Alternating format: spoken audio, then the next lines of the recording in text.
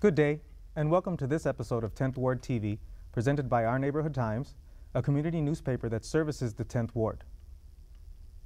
In our continuing effort to promote the voice of this community, this show will identify individuals, organizations, and events within our community that we feel go above and beyond to continue the growth and prosperity of our neighborhood and our ward.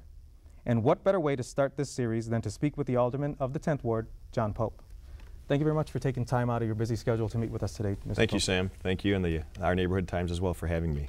Thank you. Well, Mr. Alderman, I feel that the best way to start is, I'm sure there's certain viewers out there who don't exactly know what an alderman's duties are and what their responsibilities are. Can you take a few moments and explain that to the audience for us, please? Sure, I can. An alderman is an elected official. Here in the city of Chicago, we have 50 of them, 50, and we're elected to 4-year terms, similar to what the mayor, treasurer, and city clerk are elected to.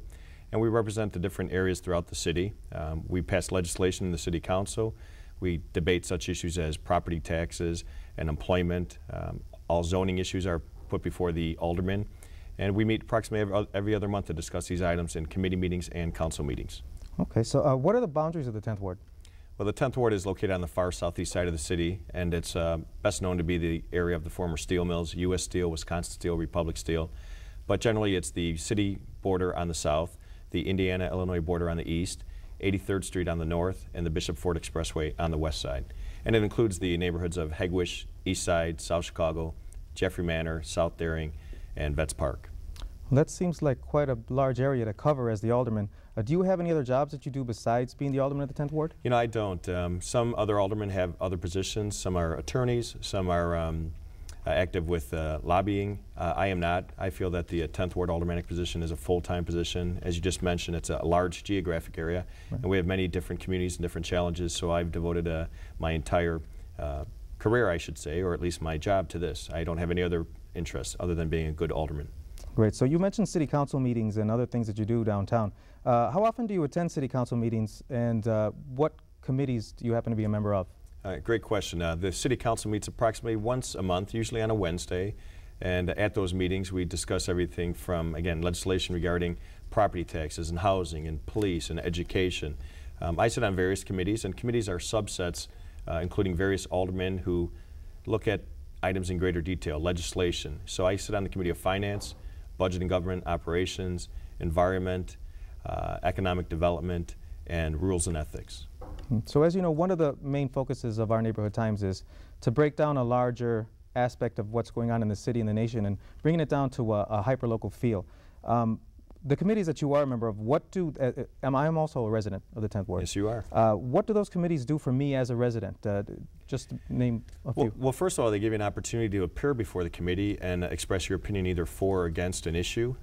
For example, landfills have been prominent in the southeast side in the 10th Ward, and several years ago we had a spirited debate about whether landfills should continue to operate in the southeast side in the entire city.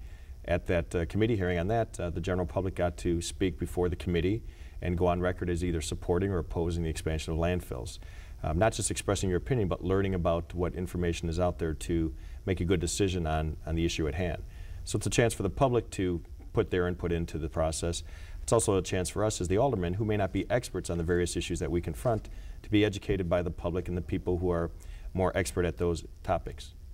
So obviously you work not only at the municipal level, but you have to work at the community level, which would definitely involve organizations. How do you work with the organizations of our community to improve things that are going on in our ward? Well, I think that's been one of the best things about our office. Since I've been in office since 1999, we've focused on trying to maintain good communications with the various organizations. We made mention of how large the ward is geographically, and it's very diverse too. We've got various environmental areas, industrial areas, residential and retail, so there's a need to communicate very succinctly with the different groups.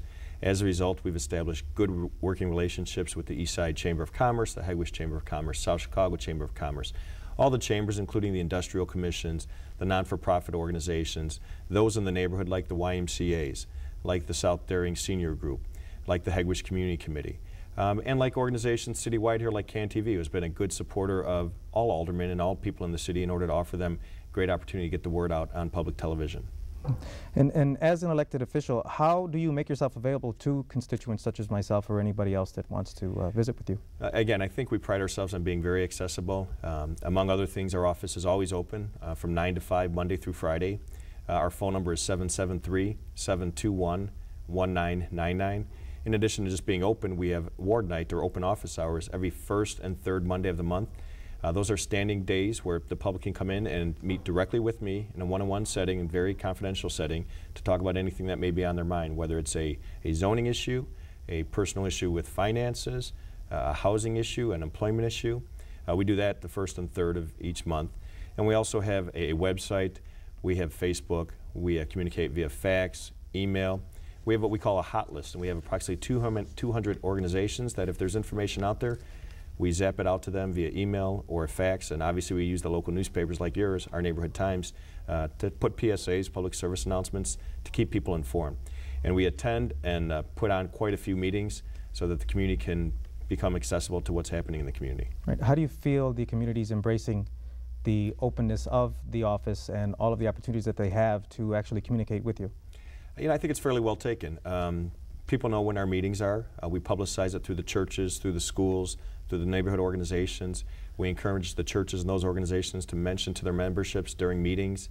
We ask them to post it on their windows, on their bulletin boards. So I think generally we get a good response. We try to produce those meetings or put those meetings on at times that are convenient to the public, usually during the evenings. A lot of people have to work, so we want to make sure we get as good as attendance as possible. And we do it at locations where there's accessible parking, accessibility for the handicapped, and where people feel comfortable, like the local churches and schools.